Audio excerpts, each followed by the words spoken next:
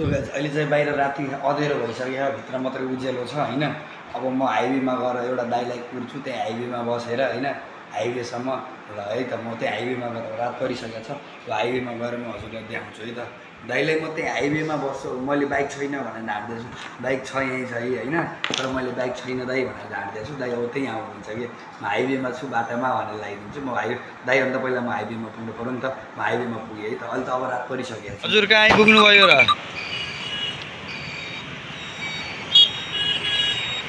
ल यतिकै बोल्दा बोल्दै आउनु न अनि के छ त अरू नयाँ ताजा खबर चाहिँ हजुरको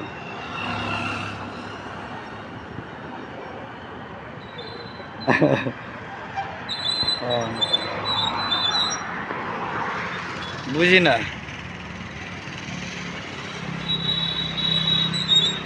त झ्यामझुम त राख्ने होइन नि त राम्रा राम्रा चिज त राख्ने होइन नराम्रा राख्ने होइन टेन्सन नलिनु न टेन्सन नलिनु ठुलै प्लानिङ हुँदैछ हेर्नु न स्पिड यदि हानिन्छ नि दाइ स्पिड यदि हानिन्छ नि भाइ यहाँ 180 को स्पिडमा आयो क्या दाइ यही हाइवेमा के खै नै नयाँ हाइवेमा दाइ हाइवेमा कालिका नगर चोकैमा ठुलो लाइटको बत्ती उजेलोमा बस्यो दाइ म त कति टाइम लाग्ने हो बरु हजुरलाई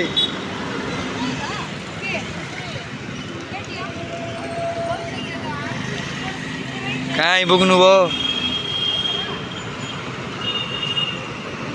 बल्ल ट्राफिक छन् हुनुहुन्छ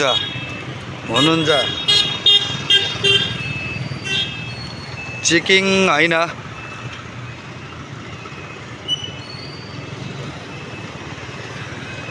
हाइवे आउनु के हाइवे वा ट्रक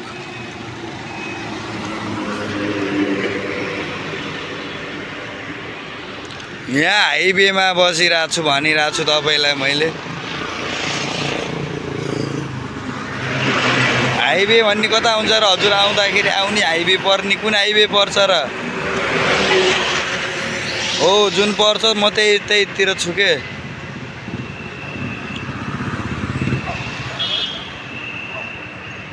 यत्रो टाइम त नलाग्न पर्ने हो यार दाइ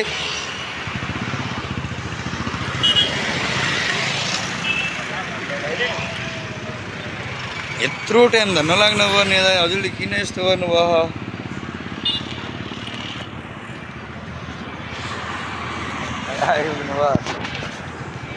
भिडियो गर्दै बसेको थिएँ म त हजुरको हजुरलाई मैले देखाउन के जाने झप्पन काटिदिनु न मेरो बटन छैन कहाँ जाने हो लस्सी खाना टोल होइन फर्किने यता त्यहाँ उता उसले कुर्छ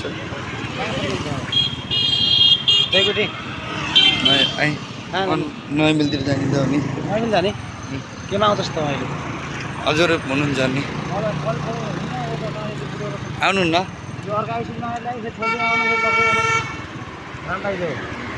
कसको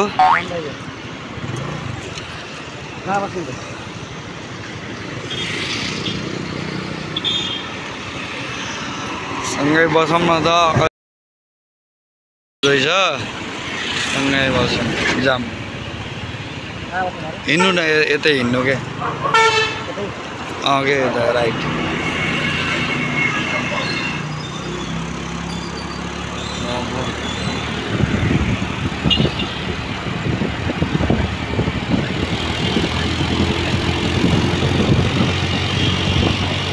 जाने